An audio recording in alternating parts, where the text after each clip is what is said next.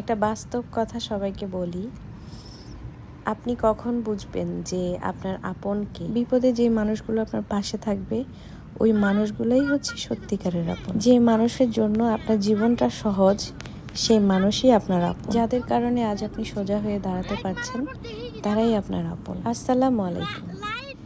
যাচ্ছিলাম লং ড্রাইভে, এটা রোজার আগের ঘটনা।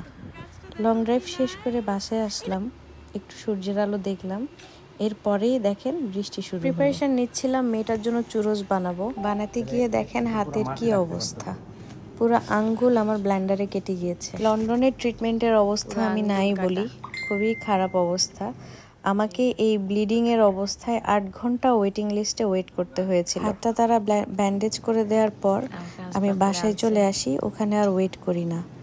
তবে টাইম মতো আবার চলে গেলাম যাতে তারা ট্রিটমেন্টটা দিতে পারে। ডক্টর আমাকে বেড রেস্টে থাকতে বলেছে, আমি 1 মান্থ কোনো কাজ করতে পারবো না।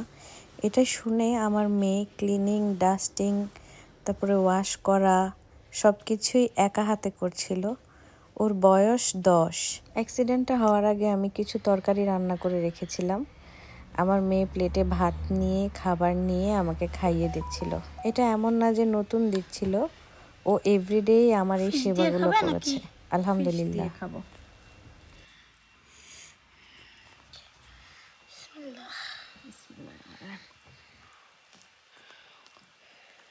হাত কেটে অবস্থা খারাপ।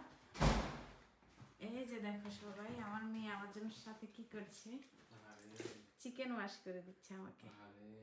সবাই আলহামদুলিল্লাহ বলো, মাশাআল্লাহ বলো। কেন বলেছি বিপদে পড়লে মানুষ চেনা যায়। যখন আপনি অসুস্থ হবেন এবং অনেক বিপদে পড়বেন তখন আপনার পাশে যারা থাকবে তারাই আপনার আপনজন। দিন শেষে নিজের পরিবার ছাড়া আর কেউই পাশে থাকে। সবাই আমার মেয়েটার জন্য দোয়া করবেন আর আমার ফ্যামিলির জন্য দোয়া করবেন। আর ওর একটা কিউট ভিডিও দিলাম, এটা আমার কাছে খুব ভালো লেগেছে।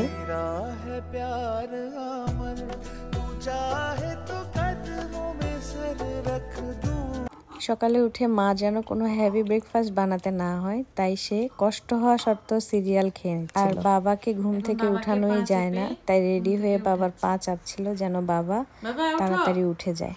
সবাই আমার মেয়েটার জন্য দোয়া করবেন আর সবাই ভালো থাকবেন। ভিডিওটা ভালো লাগলে লাইক কমেন্ট দিবেন এবং শেয়ার করবেন। Thank you. আসসালামু আলাইকুম।